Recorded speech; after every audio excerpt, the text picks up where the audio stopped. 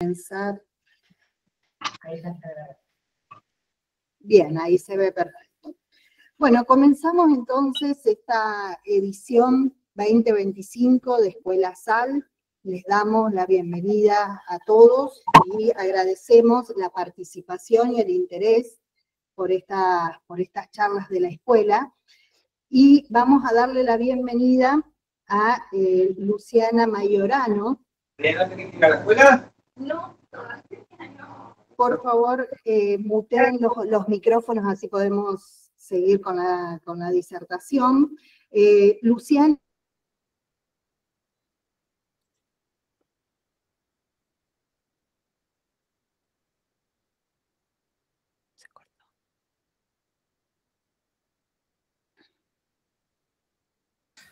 No se escucha, Gaby. Ahí está.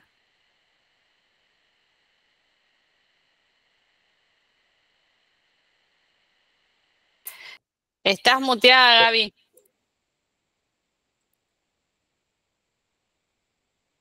Ahí sacaste la cámara. Ahí saqué la cámara. ¿Ahora se escucha? Sí. Perfecto. Darle la bienvenida a Luciana Maiorano. Ella es ingeniera en tecnología de los alimentos, graduada de la Universidad del Centro Educativo Latinoamericano. Es especialista en inocuidad alimentaria y microbiología. Trabajó durante 16 años en 3M Argentina y también en Uruguay. Y actualmente es socia y directora de Redilab, una empresa que comercializa insumos para la industria en alimentos y asesora en montajes de laboratorios e inocuidad de los alimentos. Bienvenida, Luciana, muchas gracias por participar de la escuela. Bueno, gracias, Gaby, gracias a todo el equipo de la SAL por esta invitación. La verdad que a nosotros nos enorgullece que nos hayan participado y nada, y poder traerle soluciones a la industria, y estamos bajo el mismo objetivo. Así que bueno, ojalá les guste un poco la presentación que armamos hoy para ustedes. Y como decía Gaby, dejamos para el final las preguntas, así quise en una hora tratar de compactar lo máximo posible, pero aguardo vuestras consultas y correos si es necesario, así que con gusto. Dicho esto, que Gaby ya más o menos introdujo lo que es Redilab, solamente contarles que nosotros, además de comercializar productos, somos un equipo que nos encanta acompañar técnicamente y acompañar al cliente en las mejoras del proceso, en la mejora de la productividad, y eso nos llena el alma. Así que más allá de poder comercializar productos para la inocuidad de alimentos, los acompañamos en todo el proceso. Cuente con nosotros y damos un servicio puerta a puerta ya con 20 años de experiencia. Así que bueno, cualquier duda que tengan pueden entrar a la página web. Como toda presentación, y yo sé que aquí hay perfiles diferentes, gente escuchando, gente que ya trabaja en la industria y gente que recién arranca, así que vamos a empezar con un poco de conceptos básicos y después entramos un poco más a lo que es métodos. Sí les pido, porque como yo no me estoy mirando, yo estoy viendo nada más que la presentación, que cualquier cosa que no vean, no escuchen o no se vea la animación que yo voy a ir haciendo, me avisen, ¿sí? Entonces, para entrar un poco en tema, sabemos qué son los alérgenos. Los alérgenos son sustancias que por lo general son de origen proteico y que causan a algunos consumidores reacciones atípicas que dependen de su sistema inmunológico. Estas reacciones van a tener que ver diversos síntomas que los vamos a revisar, cuya intensidad o no está directamente relacionada con la cantidad del alérgeno ingerido. Entonces, el alimento, nosotros sabemos que un alimento está compuesto por hidratos de carbono, lípidos, nutrientes y proteínas. Y estas proteínas hacen que cierta parte de la población sea susceptible y le cause una reacción alérgica o diferentes síntomas que no pueda ingerir esa proteína porque su sistema inmunológico es diferente al de la población no susceptible. ¿Cuáles son estos síntomas? Los más comunes son los gastrointestinales, como vómitos, diarreas y náuseas, que generalmente tiene más que ver con esta intolerancia alimentaria. pero después hay algunos otros que son un poquito más complicados, como la cutánea, como urticarias que tienen que ver más con la piel, y las más peligrosas de todas, que son el asma, la dificultad de respirar, y estos choques anafilácticos que realmente son peligrosos y pueden llegar hasta causar la muerte, ¿no? Entonces, por eso tenemos que ser bien conscientes de estas alergias alimentarias y lo que causan. Después hay otros síntomas, por ejemplo, muy leves que están asociados nada más que a boca y a garganta. Yo soy protagonista de esto porque soy alérgica al maní, entonces enseguida se me hincha la nariz y se me hincha la boca. Es muy gracioso verme, pero a mí no me está gustando mucho, pero no logro no se me logra cerrar la faringe, por ejemplo. Entonces eso no sería un riesgo, pero sí tengo que tener cuidado al consumir alimentos con maní, ¿no? Entonces el choque anafiláctico y el asma son las principales causas de muerte fatales asociadas a alérgicas alimentarias. Se estima que mundialmente más de 200 a 200 millones de personas podrían sufrir una alergia alimentaria. Esto es un montón. Y lo más curioso, no tanto porque tiene alguna lógica, es que el 4 al 8% de la población de infantes son niños pequeños, es decir, su sistema inmunológico no está bien desarrollado y ellos son más propensos a tener alergias alimentarias. Dentro de lo que nosotros venimos viviendo, de lo que es alergias causadas por alimentos, es bastante nuevo el tema, por así decirlo, porque antes los recall o los rechazos de alimentos a nivel mundial tenían más que ver con un análisis de patógenos, de microorganismos y riesgos para la salud o hasta contaminaciones físicas, ¿no?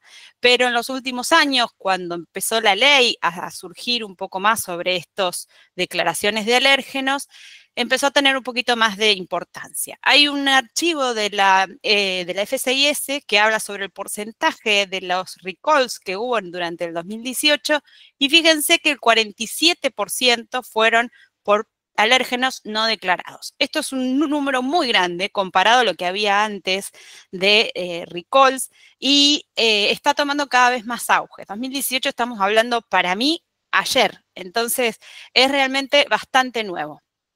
Y algo que a mí me encanta hacer, y yo les voy a dejar todos estos links preparados, es entrar de vez en cuando a algunas páginas que hablan sobre rechazos. Por ejemplo, ¿no? Vamos a ver esta, no sé si se va a ver, voy a minimizar.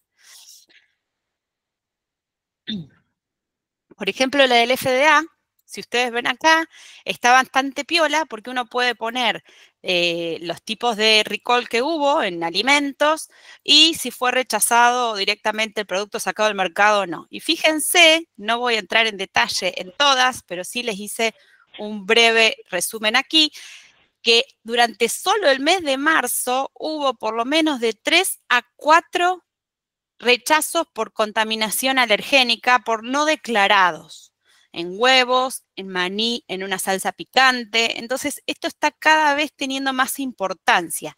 Y tener un rechazo en el mercado no es algo que alguien quisiera tener. Más allá de nuestra concientización a que los consumidores tienen que saber lo que están comiendo, una marca que esté en un recall, ya sea en Estados Unidos o en el mismo Argentina, puede implicar mucho. O sea, cuando muchas veces nosotros tenemos, por ejemplo, ANMAT también hace esos rechazos y demuestra los distintos recall que hubo, le cuenta la causa, puede que sea por alergénico, puede ser que sea por patógenos. Y a lo que voy es con el tema de la marca, es cómo queda atada y lo que significa eso para la empresa, ¿no?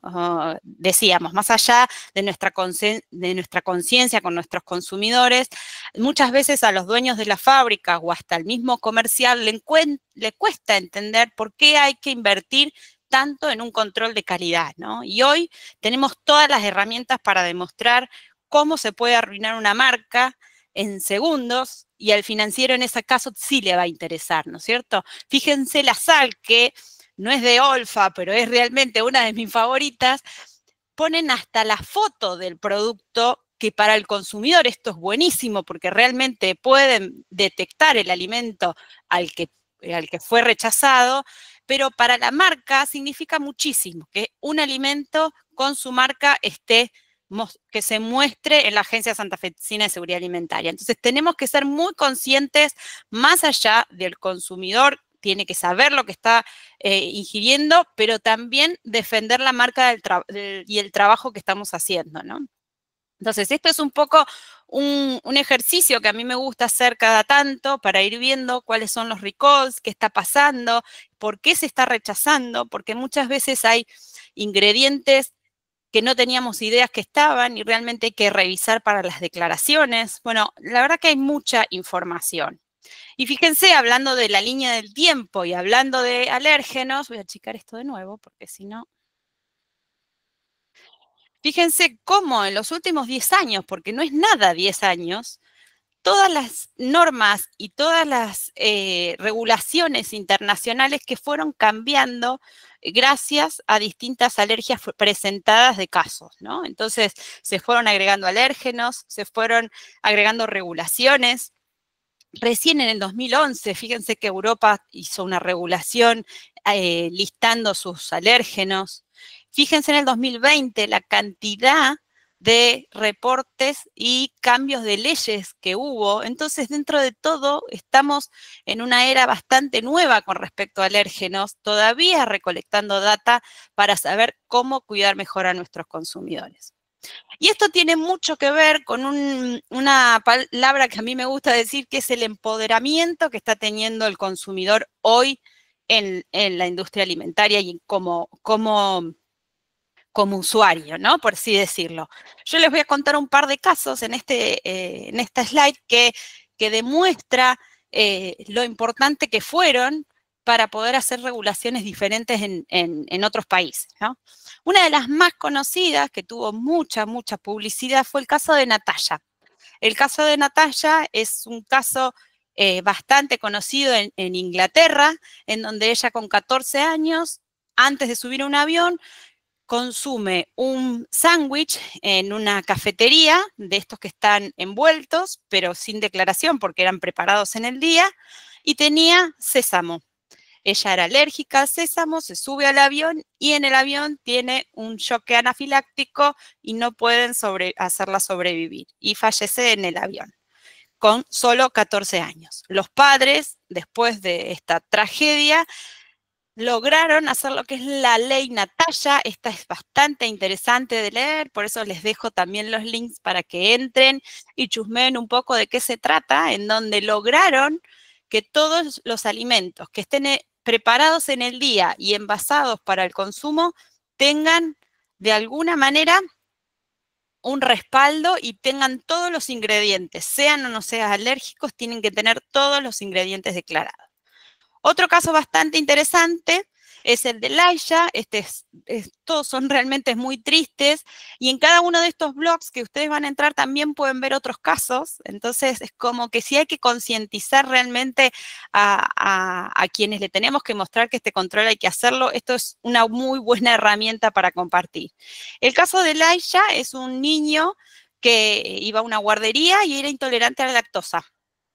Y a ella le dieron un sándwich con queso y de nuevo otro shock anafiláctico y no pudieron revivirlo. Sus padres hicieron lo imposible para que salga la ley Elijah y la ley Elijah habla mucho sobre la concientización y sobre la educación que tienen que tener los empleados de guarderías en los alimentos de los niños. Así que es algo muy lindo para leer y para concientizar también. Un último caso, y ya termino un poco de esto. El año pasado también fue noticia una influencer que se llamaba Dominique Brown. Esta influencer era una influencer de Disney, súper conocida, y tuvo también un shock anafiláctico por la ingesta de frutos secos, donde le habían informado que no contenía en ese alimento en un evento, y realmente lo tenía y se murió. Entonces, fíjense, estos casos cada vez van a ser mayores, vamos a tener más información al respecto.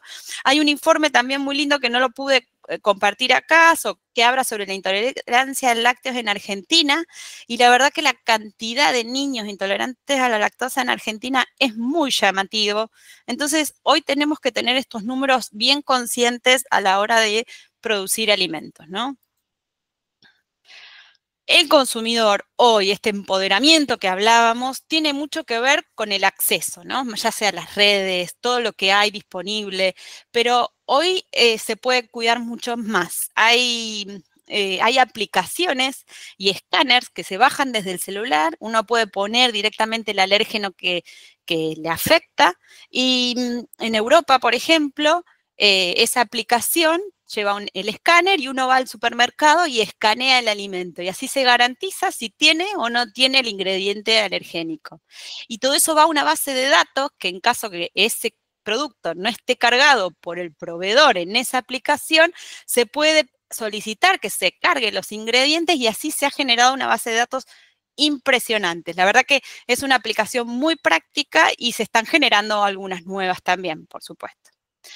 Después, también el consumidor puede tener sensores para aquellos que son realmente muy riesgosos a la salud del consumir el alérgeno, que permiten la colocación de la muestra en un restaurante. Si se pide una ensalada, puede tomar una cierta muestra, ponerlo y indica si tiene o no tiene el alérgeno que estoy evaluando. Estos productos suelen ser un poco caros, están entre 300 y 500 dólares, pero es accesible para que el consumidor pueda tenerlo. De todas maneras, no sé, y esto es una opinión personal, no sé si soy realmente tan intolerante, confiaría si tomé o no tomé bien la muestra, si la ensalada en alguna parte pudo haber sido manipulada con el alérgeno. Entonces, bueno, esto creo que es algo que no está muy masificado todavía por este mismo concepto, ¿no? Y ahora vamos a entrar de lleno un poquito al tema de los alérgenos. El 90% de las alergias del mundo se lleva de protagonista los grandes 8. Ellos son leche, huevo, gluten, pescado, maní, crustáceos, soja y frutos secos. En algunos casos, como los frutos secos, incluyen todos los frutos secos. Y en el caso de los pescados, mucha variedad de pescado. Entonces hay que revisar también si estoy o no dentro de esos alérgenos. Esos son los grandes 8 que a nivel mundial causan la mayor cantidad de alergias. Pero no significa que esto sea así solamente en estos grandes 8, porque fuera de estos grandes 8 hay algunos que también ya están asociados a alergias alimentarias, pero no hay data suficiente como para colocarlo dentro de una normativa.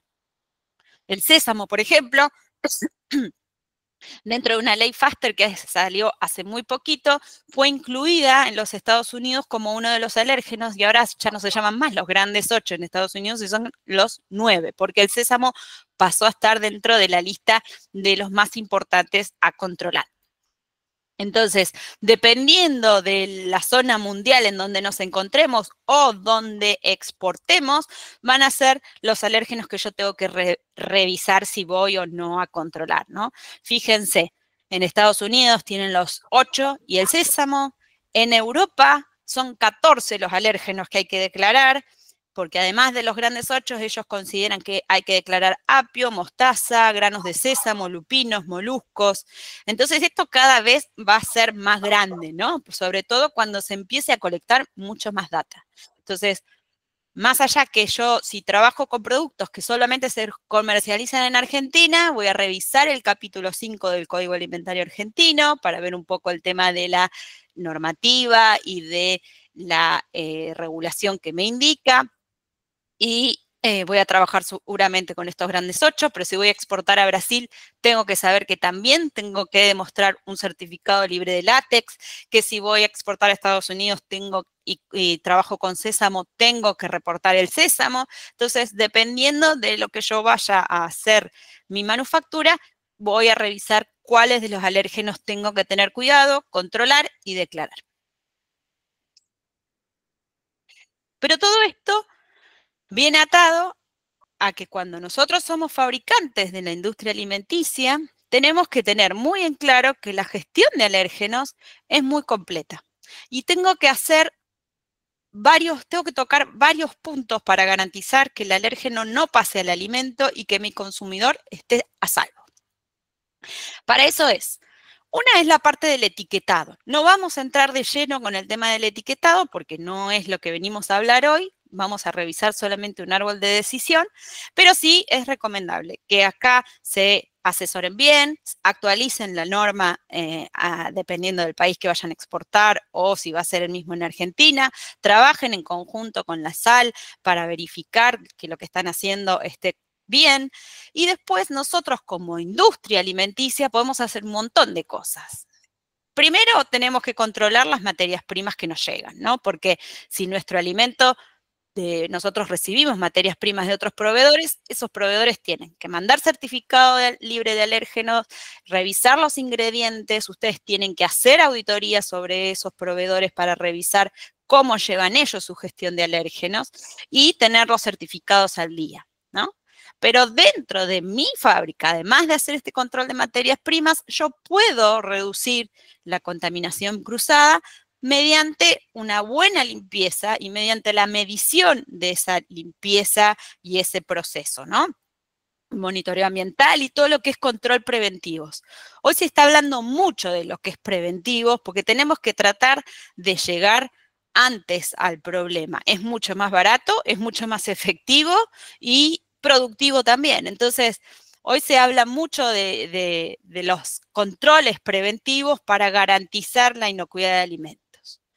Cuando hablamos de etiquetado, que dijimos que no vamos a hablar mucho, solamente ustedes tienen que saber que el etiquetado va a ser obligatorio sí o sí y hay que ponerle el contiene si el alérgeno está presente en el alimento que van a comercializar. Este es un árbol de decisión bastante interesante que está en el FDA, dejo el link aquí abajo, y que habla sobre cómo decidir cuándo etiquetarlo o no. Más allá que vayan a asesorarse con quien tienen que asesorarse legalmente, sí permite este árbol de decisión tomar medidas al respecto, ¿no? Si no contiene el alérgeno que no voy a declarar, sí tengo que revisar si se puede producir o no una contaminación cruzada. Si se puede producir una contaminación cruzada, yo tengo que revisar si se puede eliminar. Si no se puede eliminar, tengo que ponerle etiqueta al puede contener, pero si se puede eliminar, no es necesario indicarlo, pero sí tengo que demostrar mi gestión de alérgenos, ¿no? Entonces, vamos a revisar esto del etiquetado a la hora de ya tener mi gestión de alérgenos armada para garantizar un poco la inocuidad de nuestros consumidores. Y vamos a ir de lleno a nuestra reunión, ¿no? Que es un poco esto de revisar los métodos de análisis de alérgenos. O sea, ¿con qué voy a medir si tengo o no tengo la presencia del alérgeno en cuestión? Entonces, tengo distintas tecnologías y con distintas posibilidades, ¿no? Lo hicimos como en una pirámide para ver cuál es lo más sensible y cuál es lo menos sensible. Entonces, vamos a trabajar primero una espectrometría de masa, o más conocido como cromatógrafo, me da una especificidad espectacular de la composición de la proteína, ¿no? Desdobla la proteína por completo y yo voy a poder saber con exactitud la cantidad de microgramos de proteína que tiene el alimento que voy a analizar. Ahora, ¿qué pasa? Este método es un método bastante caro, no es muy accesible, el equipo es grande y suele estar ya sea en laboratorios de referencia o en centros de investigación.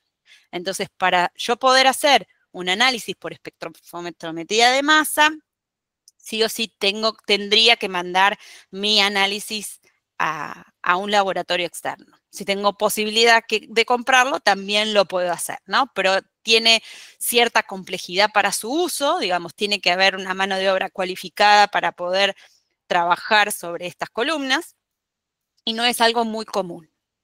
Después están los métodos moleculares basados en ADN, ¿no? Estos también son muy específicos, van al ADN target, no trabajan sobre la proteína, sino trabajan sobre el ADN, suelen ser súper específicos, pero suelen ser un poco caros. La mano de obra también tiene que ser bastante cualificada, o sea, tenemos que saber trabajar con un PCR para no tener falsos ni positivos ni negativos a la hora de trabajar, pero es un método dentro de todo caro. Son métodos que vienen en kits de 48, kits de 96, que para que sea rentable y para que el cliente justifique tener un análisis de ADN de alérgenos, se tienen que hacer una gran cantidad.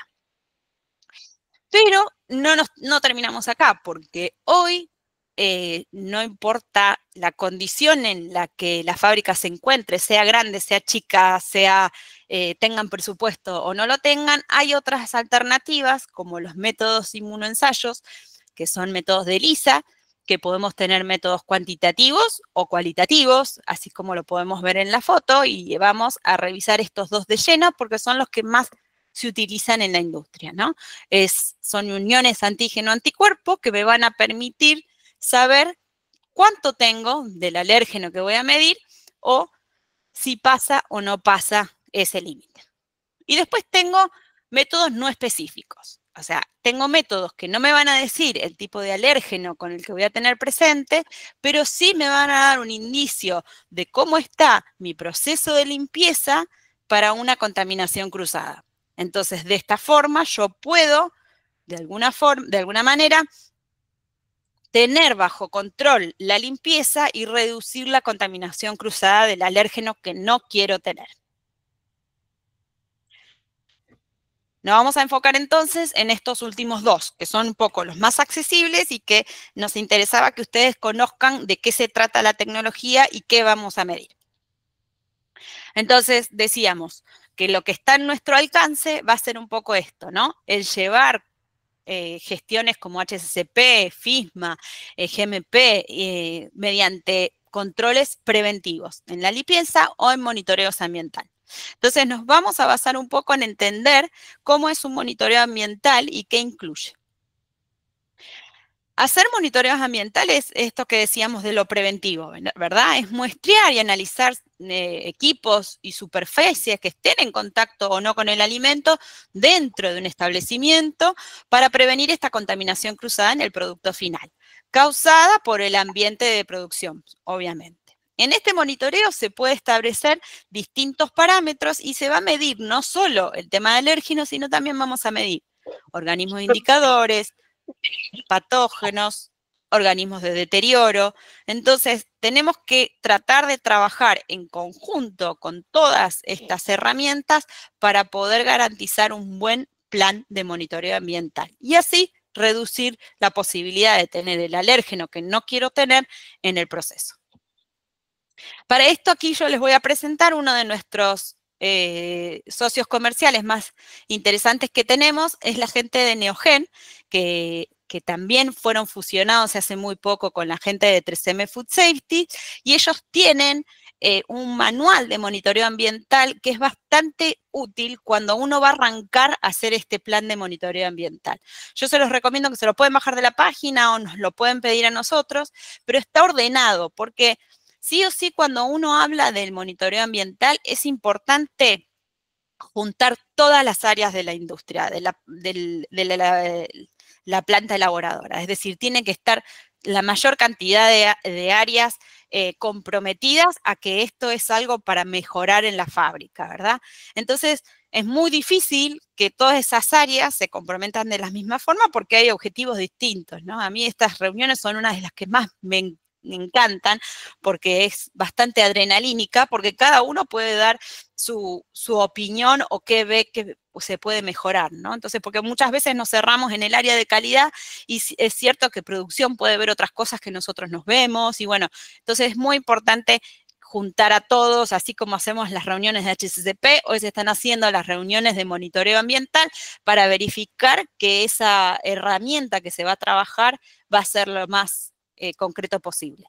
Si van a este manual, los va a dividir por tipo de monitoreo, por ya sea alérgenos, patógenos, verificación de ATP. Yo les recomiendo que lo tengan a mano, son 92 hojas, que tiene muchísima información y por lo menos va guiando cómo hacer esto, ¿no? Porque es un proceso largo, ahí se tiran muchas ideas, se tiran muchos puntos de muestreo y hay que afinar el lápiz al máximo posible para ser muy productivos, ¿no? Y es una herramienta que hay que tenerla viva, no puedo hacer un monitoreo de limpieza y dejarlo hecho y de vez en cuando revisarlo. Tiene que darme información suficiente como para ir cambiando o revisando si hay algo de mejora en forma constante. Para esto, para una buena gestión de alérgenos, para un buen plan de monitoreo, es importante entender la diferencia entre validación y verificación. La validación sobre todo la de alérgeno, es un proceso que tiene que demostrar, en este caso, si vamos a hablar de la limpieza, que va a eliminar el alérgeno en cuestión. Es decir, yo no puedo hacer una validación con un análisis microbiológico, no tiene mucho sentido. Tengo que validar que si yo quiero validar que tengo ausencia de gluten en la niña, yo tengo que validar con un kit de gluten para mostrar la ausencia total en ese lugar, ¿no? Entonces, esa es la validación. Sí o sí tiene que ser específica del alérgeno que yo quiero liberar y tengo que realizarlo generalmente con algún muestreo positivo. Porque yo, como voy a trabajar sobre un método, que ahora les vamos a mostrar cuáles son las opciones, tengo que mostrar que ese método, si en caso que yo tenga gluten en la línea, me lo va a detectar, ¿no? Vamos a poner un ejemplo. Una fábrica de salchichas, porque esto es un ejemplo práctico de un cliente, es una fábrica de salchichas que en la misma línea producen salchichas libre de gluten y salchichas con gluten. Entonces, esta empresa sí o sí tiene que demostrar que cada vez que cambia el proceso de gluten a libre de gluten, la limpieza tiene que tener ausencia total de gluten en estos puntos definidos, ¿no? Entonces, se toma, por ejemplo, una línea de una cinta transportadora, se toman los puntos donde se creen que puede llegar a haber errores en la limpieza y se hace una validación de gluten mediante un hisopado para demostrar que no hay gluten en esa cinta. Generalmente esta validación se puede hacer con pruebas específicas cuantificadas o cualitativas. Ahora las vamos a revisar.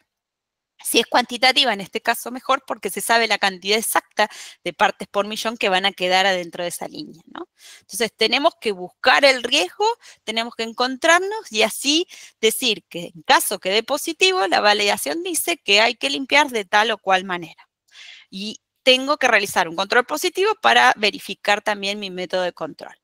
Ahora, la verificación es distinto. La verificación la voy a hacer en forma rutinaria, apoyada de una validación, obviamente, pero sí le voy a poner frecuencia, porque esta verificación yo la tengo que hacer, quizás, si ponemos el mismo caso de la salchicha libre de gluten, tengo que hacer cada vez que haga el proceso de la salchicha libre de gluten, tengo que hacer una verificación para garantizar que no va a haber gluten en esa línea.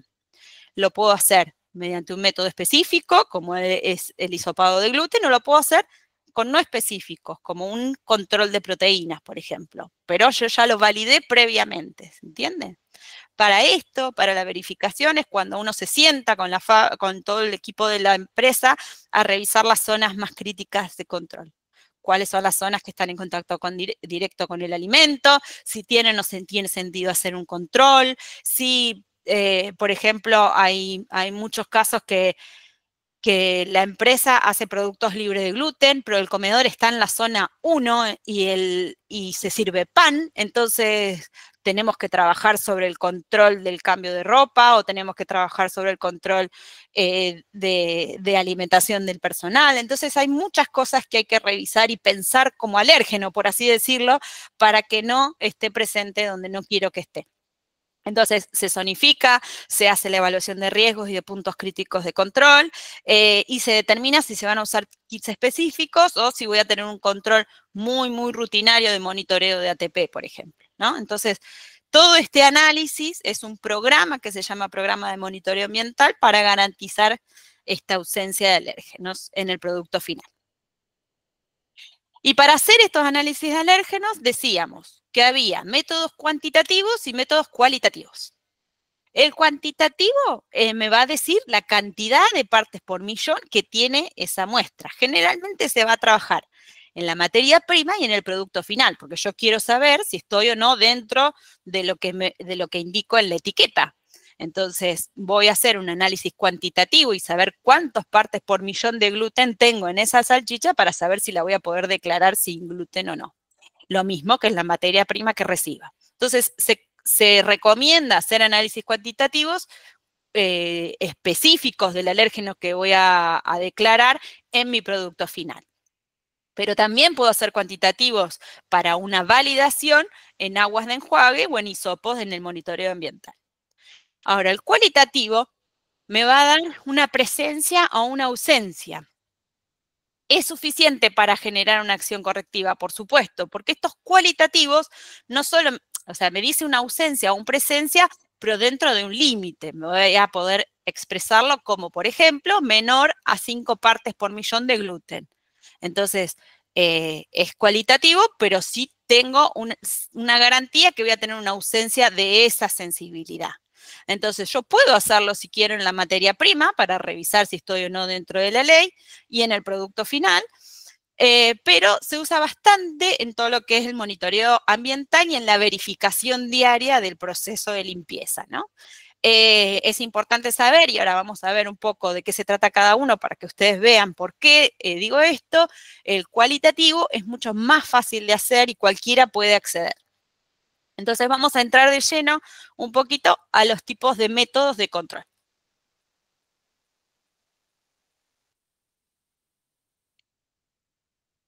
Vamos a las pruebas específicas. Quiere decir, son pruebas que voy a realizar en el alérgeno que quiero medir. Fíjense todas las opciones que tengo. Esto hay diferentes marcas, pueden revisar todas las marcas que encuentren de controles de flujo lateral de alérgenos. Sí o sí, revisen los límites de detección y, bueno, y el tipo de alérgeno que quieran revisar, porque decíamos que uno de los grandes 8 son frutos secos, pero a veces yo quizá mi proceso no tiene almendra y sí tiene nuez. Entonces, yo no quiero saber el total de frutos secos porque me va a dar positivo. Necesito saber si tengo almendra o no tengo almendra, ¿no? Entonces, sobre todo para declararlo. Entonces, hay una cantidad muy grande de alérgenos hoy que se pueden detectar mediante esta tecnología que es muy simple de hacer. Como ven, son tiritas, tipo test de embarazo o test de COVID, que seguro casi todos alguna vez lo han visto, que me va a dar un pasa o no pasa. Entonces, elijan lo que elijan, revisen que el límite de detección esté dentro de la especificación de la norma que tengan que cumplir y que sean aprobaciones, que tengan aprobaciones internacionales reconocidas, ¿no? En este caso, estos kits tienen aprobación AOAC, que es una aprobación más norteamericana, o AFNOR, que es europea. Entonces, es interesante revisar las aprobaciones que tengan los distintos kits para garantizar que lo que voy a estar midiendo es real, ¿no? Vamos a ver lo que es un kit de flujo lateral, que quizá, no sé si lo vieron alguna vez en estos test de embarazo que les decía, pero fíjense lo que tiene, cómo lo va a medir. Estos generalmente vienen en un cassette plástico para sostener la tirita, hay otros que vienen directamente la tirita. Yo recomiendo usar estos de plástico porque contiene mejor un poco más la muestra y tiene unos papel secantes en las esquinas porque este líquido se va a colocar y va a migrar por toda la tira para hacer la reacción de punta a punta. La muestra tiene que estar bien limpia porque si tiene residuos sólidos, por ejemplo, puede llegar a quedar atrabada y no me va a migrar por todos lados para hacer la reacción. Para eso tiene las líneas de control para garantizarme que el líquido migró y yo sé que mi análisis estuvo bien hecho. Entonces, ¿qué tiene esto? El lateral flow es una unión antígeno-anticuerpo, que si no sé si la han escuchado alguna vez, se llama unión sándwich, son estas I inversas que van a ver que arman como una especie de sándwich con el antígeno del alérgeno que voy a estar buscando, y el conjugado hace una coloración, colorea esta unión sándwich. Ahora vamos a ver unas animaciones que quizá se pueda revisar un poco mejor. Entonces, yo voy a tener en la línea test, que es la primera, anticuerpos del alérgeno que voy a buscar, y le voy a colocar la muestra con el antígeno para que pueda reaccionar. Vamos más a la animación, que se pueda entender un poco más. Díganme si se ve la animación, cualquier cosa me avisan, ¿eh? En este tubito de ensayo vamos a ver las proteínas y las proteínas alergénicas. Esta es una tirita de coco, ¿no? Entonces, ¿qué tengo? El rombo rojo es el alérgeno que voy a controlar y que quiero revisar, es el alérgeno que tiene la proteína alergénica de coco. Y los verdes son otras proteínas. En el test, vean que acá están los anticuerpos específicos para el coco. La línea Hook, voy a entrar más en detalle más adelante para no confundir un poco, tiene el alérgeno del coco. Y el control tiene anticuerpos y antígenos que solamente necesitan el conjugado para colorearse y garantizar que migró todo por la tirita. Entonces voy a poner mi muestra en el cassette y empieza a correr el líquido. ¿Y qué ocurre aquí? Uy, ahí va.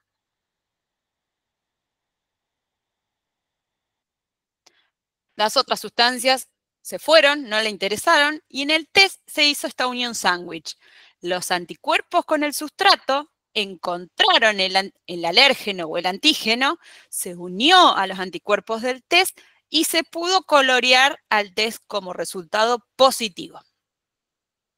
Con la línea Hook, como encontró anticuerpos y sustratos, también lo coloreó, y el control quiere decir que llegó hasta el final y los sustratos también reaccionaron con el control. Esto es un análisis positivo. Vamos a ver un análisis negativo.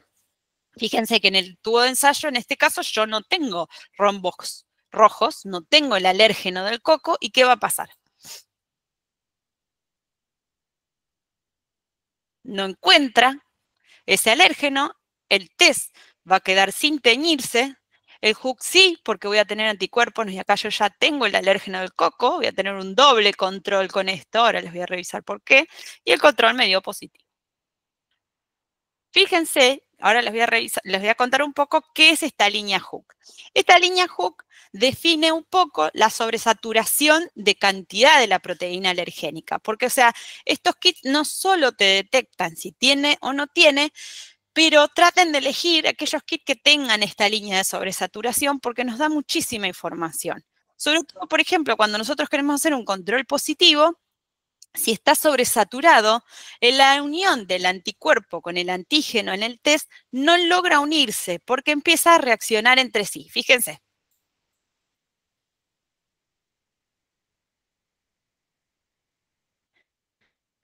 Se barre todo el anticuerpo con el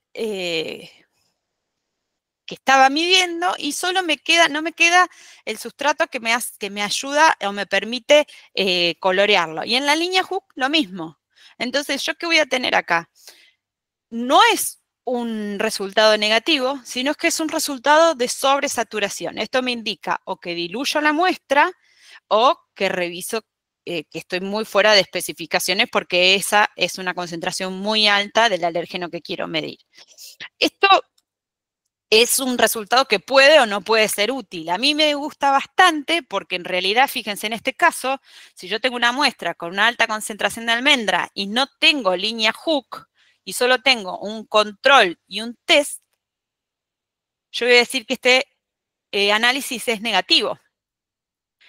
Entonces, ¿qué pasa? Si yo tengo la línea Hook con un mismo kit que me detecta la concentración de almendras y no reacciona a la línea Hook, quiere decir que mi test en realidad sí tiene almendras, está sobresaturado y tengo que revisar mi proceso o tengo que volver a hacer el análisis. O sea, es un doble chequeo el que hace si es que está sobresaturado. En cambio, con otros kits comerciales, si no tiene línea Hook, nosotros podemos estar liberando con un falso negativo. Es muy importante que cualquiera sea el kit que vayan a utilizar, les hagan de vez en cuando algún control positivo con una cantidad baja de proteínas para garantizar que si está, lo van a ver. No importa la intensidad de la línea T, es positivo si es que aparece. Esto es como igual que el test de embarazo. No estoy más o menos embarazada. Tengo o no tengo presencia de almendras en este caso. Y el procedimiento de las tiritas de flujo lateral es muy simple. Entonces, todos podemos hacer hoy un análisis de flujo lateral del alérgeno que querramos elegir. Además, que estos kits de flujo lateral, los proveedores los entregan todo completo, no tienen que comprarse más nada. Digamos, viene el hisopo, viene la pipeta, viene el extractante, vienen las tiritas, entonces viene todo completo. Se compran el kit y generalmente, dependiendo del tipo de proceso que quieran hacerle sobre ese kit, no necesitan más nada. Para hacer un monitoreo ambiental, por ejemplo, se hace un hisopado, se se le agrega el extractante que viene incluido y se sumerge la tirita en el extractante. Y en 10 minutos tengo el resultado.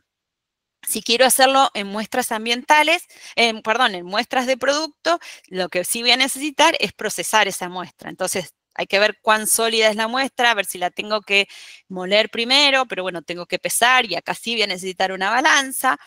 Le agrego el extractante. En muchos casos necesito o no una centrífuga, siempre va a depender del tipo de alimento en el que vaya a procesar. A veces con una decantación es suficiente, por lo que tenemos que garantizar que la muestra pase lo más líquida posible para que migre hasta el final.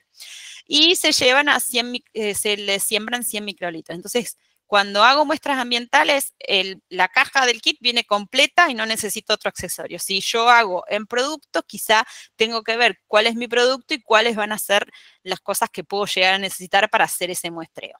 Es ahí donde los proveedores de este tipo de productos los pueden ayudar o guiar más a ver qué les conviene en base a lo que tengan accesible o no en el establecimiento. Pero hoy por hoy es uno de los productos más vendidos porque es simple y todos lo pueden usar. Tienen vida útil bastante larga, entonces vienen en kits de 25 o de 10 y el cliente puede ya jugar con varios alérgenos y hacer varias demostraciones que ese alérgeno no está presente ni en el proceso ni en el alimento. Entonces, así es como yo voy a ver resultados positivos, con la línea del T y la línea del H marcada, y la línea de controles negativos, con la T que no está presente, porque no pudo reaccionar, es decir, que no estaba, y cuando está sobresaturado, que la línea Hook tampoco pudo reaccionar, y inválido cuando directamente no tengo la línea de control. Si no tengo la línea de control, ese análisis no me sirve. Muchas veces la causa es porque quedó residuo de alimento, no pudo migrar bien, etcétera, etcétera. Y después están estos otros kits que también son accesibles y que cuantifica. Es decir, cuantifica, aunque ustedes vean acá que hay un rango cuantitativo, entre un rango y un rango, ¿no? Entonces, me va a dar la cantidad exacta de partes por millón, en este caso de almendra total, que tiene el alimento que voy a revisar. Pero para esto, este tipo de kits vienen con distintos tubitos y distintos frascos, tiene otro tipo de preparación, y necesito un equipo de lectura, porque esto por espectrofotometría va a revisar el nivel y la coloración que tiene la celda, y en base a esa coloración va a dar un resultado exacto de las partes por millón que va a tener del alérgeno. Entonces, podemos elegir el tipo de alérgeno que ustedes quieran y revisar también la sensibilidad y el límite de detección que tiene cada uno. Vamos a ver cómo trabaja un kit de ELISA. Ya vimos cómo son los de flujo lateral, ahora vamos a ver cómo trabaja un kit de ELISA. Obviamente esto es lo mismo, es la unión del antígeno y el anticuerpo. Ustedes tienen que imaginarse que estas son las celditas, estas son celdas de control, por ejemplo. En todos los kits de ELISA necesitamos celdas de control para que sean de patrón en la coloración en el espectrofotómetro. Los resultados por ahí suelen ser un poquito más, acá me equivoqué, no son 24 horas, son 50 minutos versus 11 minutos que eran los de flujo lateral. Fíjense la animación. Otra vez tenemos los rombos, que son los antígenos del alérgeno de almendra, vamos a ponerle, y en las celdas, en las paredes de las celdas, están los anticuerpos. Entonces, voy a poner la muestra y tengo un caso de positivo y un caso de negativo. Entonces, en la de positivo, el antígeno va a reaccionar con el anticuerpo que tiene pegado en la celda, y en el negativo no encontró nada, se barrió y se fue. Todo esto lo voy a hacer agregando todos esos tubitos de sustratos, de enzimas, mediante una pipeta y haciendo lavados intermedios. Después le voy a poner de nuevo el anticuerpo con el sustrato y me va a dar una coloración si es positivo y me va a dar otra coloración si es negativo. Ahí es donde yo lo pongo en el equipo y me dice exactamente la cantidad de partes por millón que tiene en ese espacio. La mano de obra y el material que se necesita para trabajar con ELISA es un poquito más específico, ¿no? Tenemos, ya les digo, tenemos por lo menos unos 50 minutos para hacer el análisis, tenemos que hacer controles por cada corrida de placa, entonces es un análisis un poco más costoso porque además que necesita un equipo, también necesitamos hacer controles por cada corrida. Entonces tenemos que tratar de juntar la mayor cantidad de muestras para que el análisis me salga un poco más barato, ¿no? Y la preparación de la muestra es muy parecida a la otra. Y al correr el kit lleva esto que les digo, hay que estar muy atento a los tiempos, hay que ir poniéndole la cantidad de enzimas que viene preparadas, y hay que ir lavando con una piseta y largando y agitando y calentando. Entonces lleva un proceso un poquitito más largo, pero me cuantifica. Y es mucho más barato que hacer un PCR, como decíamos antes, ¿no?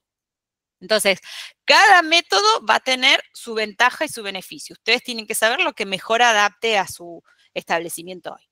Y después existen las pruebas no específicas. ¿Esto es válido? Depende de lo que ustedes van a procesar. Es lo que les digo. Ahora vamos a ver un par de casos, por ejemplo. Para las pruebas no específicas existen hisopos de proteína, que estos hisopos determinan el total de proteína posiblemente presente en una superficie que quiero validar, y tengo métodos no específicos como el ATP, que tampoco me va a detectar proteína, me va a detectar ATP, pero que puede ayudarme a tener una idea de la ausencia del alérgeno o no. Vamos a ver los dos casos. Fíjense, el de proteína es un hisopo, se hace un hisopo sobre la superficie, se activa y se calienta. Este hisopo tiene una sensibilidad de 3 microgramos de cualquier proteína, entre cuáles son las alergénicas. No requiere ningún otro activo y se llama la reacción de Biuret. Es una reacción química que al encontrar las proteínas de un líquido verde va a pasar a un líquido violeta si es que las hay. El resultado es en 15 minutos, entonces yo puedo ir a la planta con el hisopo, activarlo, calentarlo ahí mismo y liberar o no, o volver a limpiar en caso que haya quedado, ¿no? Fíjense, hago el hisopado, activo, agito, caliento y me da el resultado en el momento. Entonces, si me da violeta, por ejemplo, volvemos al caso de la fábrica de salchichas y antes de procesar como preoperativo de las salchichas sin gluten, perdón, tienen que verificar la limpieza. Este es un buen método porque tiene que quedar ausencia de cualquier proteína. Voy a sacar un hisopado, lo activo, inmediatamente si me da positivo tengo que volver a hacer la limpieza hasta que esto me termine dando verde. Este es un hisopo que nosotros recomendamos. No sé si para tenerlo en un monitoreo diario, pero sí, estas cajas de hisopos suelen durar como un año. Entonces, para un control rápido, cuando uno sospecha o cuando a uno le da positivo en el kit específico del alérgeno que estoy buscando, es bueno como para empezar a trabajar sobre a ver qué se puede hacer distinto para que eso no pase, ¿no? Y después está esta tecnología que hace unos años atrás era casi impensable porque era bastante cara, pero hoy se está usando en casi todas las industrias alimenticias, que es el control de ATP. El control de ATP mide adenintrifosfatos, que el adenintrifosfato está presente en cualquier célula viva, ya sea de origen animal, de origen microbiológico o hasta residuos de alimentos, y ahí es donde encontramos la proteína. Entonces, nosotros podemos establecer un valor lineal, ya que cuanto más ATP haya en esa superficie, más luz va a emitir. Mide el ATP y la transforma en luz por la luciferasa que tiene el hisopo en su interior. Entonces, hago el hisopado, lo activo, lo pongo en el equipo y me da un valor en unidades relativas de luz. Yo defino si ese valor es apto o no apto. Entonces, en cuestión de 30 segundos, yo puedo saber si esa superficie está limpia. ¿Puedo decir que es libre de gluten? No, no puedo decir que es libre de gluten. Puedo decir que que es parte de la verificación de una validación realizada, digamos, ¿no? O sea, yo voy a verificar esto, lo voy a usar de monitoreo diario para garantizar que toda la validación de limpieza que hice se haga como se tiene que hacer y el valor que necesito tener. Entonces, ¿qué es interesante de esto? O qué es lo que por lo menos a mí más me gusta trabajar, es la estadística. El poder hacer esto en forma lineal nos puede también traer muchísima información y jugar con esa información.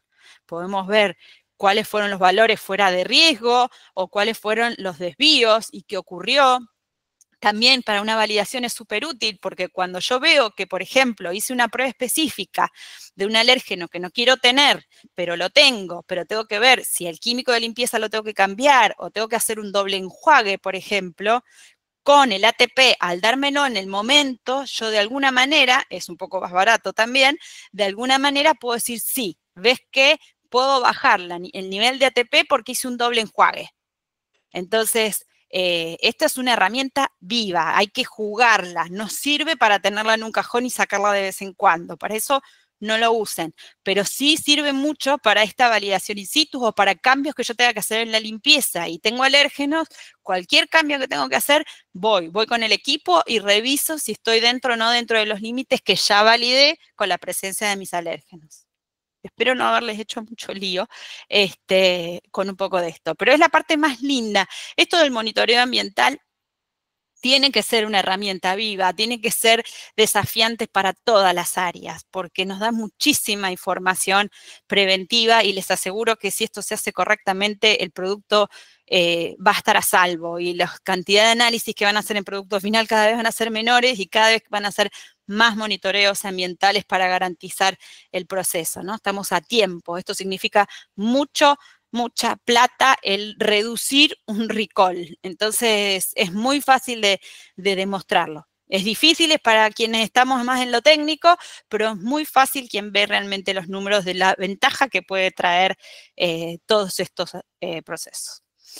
Y llegando un poco a la conclusión, y creo que estoy bien de tiempo, justo a tiempo, nada más para concluir un poco, que la gestión de alérgenos es crucial para garantizar la seguridad alimentaria y proteger a los consumidores de estas reacciones adversas. Vimos todo lo que es necesario para poder hacer una buena gestión de alérgenos y el monitoreo ambiental y la validación de los procesos es fundamental para tener esta gestión controlada.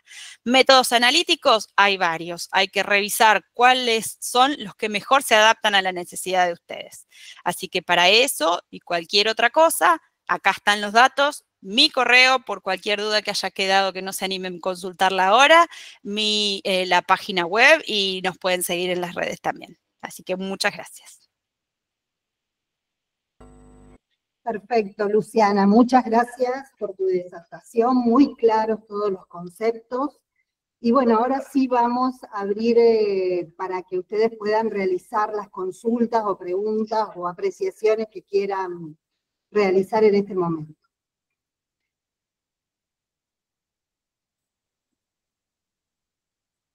¿Alguna consulta? En el chat todavía. ¿Querés que mire yo el chat? A ver si querés verlo, a ver si...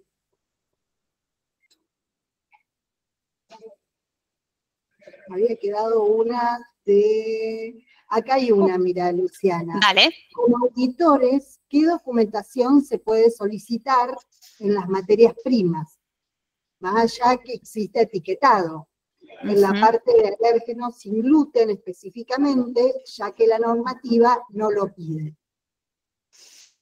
Bueno, en realidad ustedes me pueden ayudar más en esta que yo, pero lo que hay que revisar muy claramente es, le podés auditar en cómo es su gestión de alérgenos, más allá que te lo ponga en un certificado, tenés todo el derecho para ir a auditar la fábrica y revisar el proceso, o le podés pedir cómo hace su monitoreo de limpieza y vos darte una idea.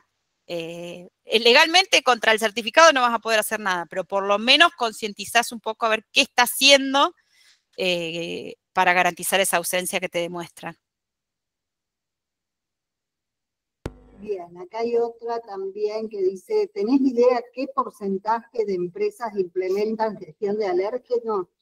Porque cuando veo los rótulos y la declaración de alérgenos, que tiene mucho, contiene y puede contener, se me da la sensación de que la empresa declara ante qué gestionar control. No sé si fue claro. Se dice el pecado, pero no el pecador, digamos. O sea, esto es algo, porcentaje de empresas de las que nosotros vemos, la verdad que yo puedo sacar una estadística de los que hoy compran kits de alérgenos, por ejemplo, y cada vez es mayor. Entonces eso a mí como consumidor me deja más tranquila, porque quiere decir que se está haciendo, más allá de ir o no contra la ley, esto es un tema de conciencia, ¿no? Porque esto no es, uy, me lo piden de nuevo, no. Esto es, yo tengo que generar un alimento inocuo y yo sé que puedo matar si declaro mal mi producto, ¿no? Entonces, lo único que puedo decir que sí veo un movimiento mucho más activo en el control de alérgenos que lo que se veía años anteriores, y eso es una muy buena noticia. Justo soy Milagros del área de capacitación. Justo te iba a preguntar lo mismo con otras palabras, si vos observás un abuso del etiquetado precautorio. Yo creo que eso es lo que te quisieron consultar. Ah, perfecto. Pero me parece que es por desconocimiento un poco de que se puede realizar la gestión y que la gestión es posible, de que no es algo inalcanzable. Yo creo que para eso también son estos espacios, para poder llegar un poco más a la industria y que se sepa que la gestión es posible. Pero sí, se observa un poco un abuso, un etiquetado precautorio, pero por este mismo desconocimiento. Exacto, sí, opino igual. Bien, otra consulta. Buenos días. En caso de la cocina centralizada que elabora viandas, no es común ver en las etiquetas la declaración de alérgenos. ¿No sería necesario? La ley Natalia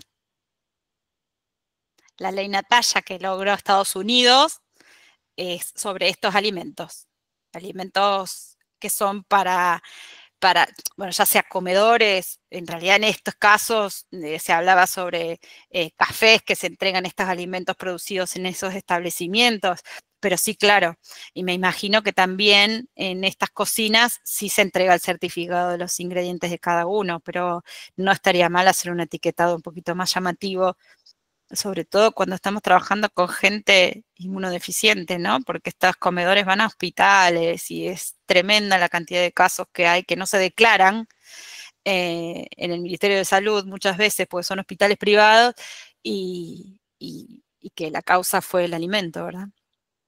Pero hoy no hay ley que esto lo apoye, así que se están buscando voluntarios. Sí. Después, perdón, Gaby, que hago la intervención, vuelvo, Milagros.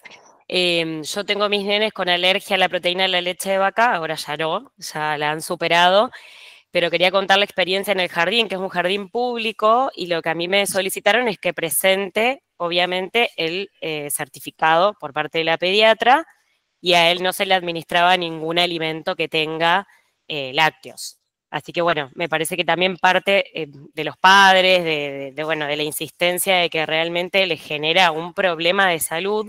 Y te quería mencionar que vos no mencionaste a Red Inmunos, que es de Argentina. Ah, sí, gracias. Es de no Argentina, claro, es de Argentina. Vos te basaste mucho por ahí en los casos que fueron súper importantes, pero en Argentina está Red Inmunos, con los que se pueden comunicar. No pertenezco a Red Inmunos, pero es un apoyo muy importante para todos los pacientes que padecen alergias alimentarias en Argentina. Y hacer la distinción súper importante de que una intolerancia no es lo mismo que una alergia alimentaria. La intolerancia no desencadena una respuesta inmune, en cambio la alergia alimentaria sí la desencadena. Creo que ahí es fundamental porque los alérgenos alimentarios realmente generan una respuesta inmunitaria mucho mayor a lo que puede ser una intolerancia, que puede ser una diarrea o alguna cuestión digestiva, y que es algo que no se va a sostener en el tiempo. La alergia no se cura. Entonces, por eso es tan importante que las empresas rotulen los alimentos. Bien, continuamos con las consultas. Cuando sospechamos de alérgenos por contaminación cruzada y el análisis en el laboratorio externo nos da negativo, ¿cómo sabemos si el límite de detección utilizado es correcto para definir ausencia? Bueno, primero hay que preguntarle con qué lo analizó el laboratorio y que nos mande el certificado del método de control. Entonces revisamos que ese método de control tenga la sensibilidad que yo necesito. Si no tiene la sensibilidad que yo necesito, tengo que ir a un laboratorio que me haga algo con mayor sensibilidad, por ejemplo, una cromatografía. Entonces todo esto es criterio puro, es decir, si vos necesitas una ausencia total, hay que hacerlo con el método más sensible. Entonces, hay que hablar con el laboratorio y ver qué opciones tenemos Hay distintos métodos, lo bueno es que, Marisol, vos ya sabés que hay métodos que te dan mayor sensibilidad que otros. Bien, acá Juli tiene dos grandes dudas. ¿La aplicación para escanear las etiquetas es aplicable en Argentina? No. No. Es por ahora no, pero lo que yo quería llegar es que fíjense el consumidor, a dónde estamos, ¿no? Y bueno, nada, el quiere hacerse una aplicación, sería buenísimo, porque ya sea, sí, lo que pasa es que también es un poco riesgoso a lo que voy, ¿no? Porque esa aplicación, si la puede manipular el usuario y puede decir, puede rellenar el contenido, es mejor que si claro, ahí empezás a sospechar, eso será realmente, no será realmente. Claro. Entonces, sería el sueño, yo tiro ideas felices de la vida, ¿no? Que todas las empresas quieran participar en esa aplicación y carguen automáticamente sus códigos. Claro, y la otra consulta es, si los grandes 8 son los que deberían declarar, según el Código Alimentario Argentino, si eso es lo que exige el Código Alimentario Argentino. Acá me pueden ayudar ustedes más que yo. A ver si no hay alguna actualización que no tenga a mano. El capítulo 5 es hasta ahí donde yo llegué del Código Alimentario. Pero entiendo que... Actualmente sí, se deben respetar los que están en el código de cualquier manera. Bueno, ya ha participado de la escuela Cristina López, que es la representante argentina de las reuniones de FAO-OMS, y va a participar ahora de unas jornadas que les vamos a comentar al final de la presentación. Actualmente se debe respetar lo que aparece y figura en el código en el capítulo 5. Bien, y la última consulta de Amorina. Si utilizo el kit de detección, ¿puede dar un falso positivo si la superficie está muy sucia?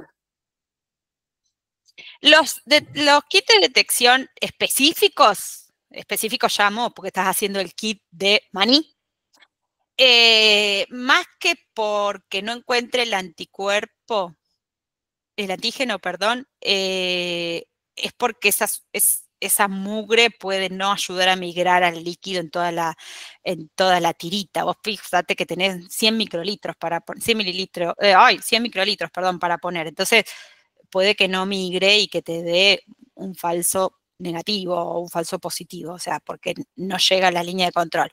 Pero si está realmente sucia, también puedes tener una alta concentración de esa proteína. Por eso a veces cuando nosotros le decimos, hagan el positivo de un análisis de coco, vos no vas a poner el coco casi directamente en la tirita, porque eso va a ser una sobresaturación seguro.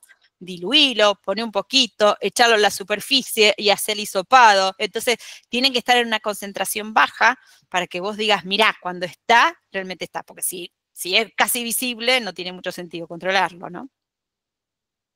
Perfecto, Luciana. Bueno, queremos agradecerte desde la Escuela SAL tu participación y haber abierto el año en curso. Así que quedan abiertos los canales para seguir trabajando juntos.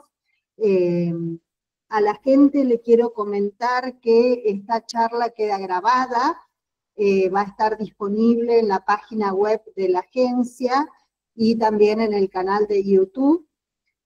Así que los invitamos a que la vuelvan a rever porque es muy interesante.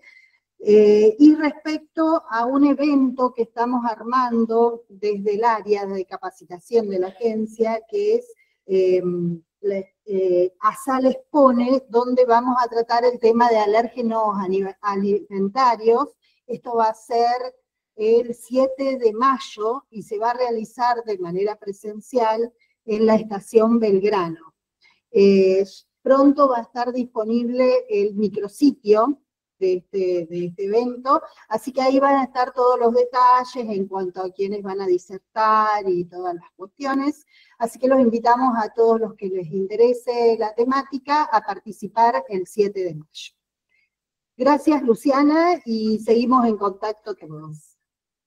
Gracias a todos. Gracias.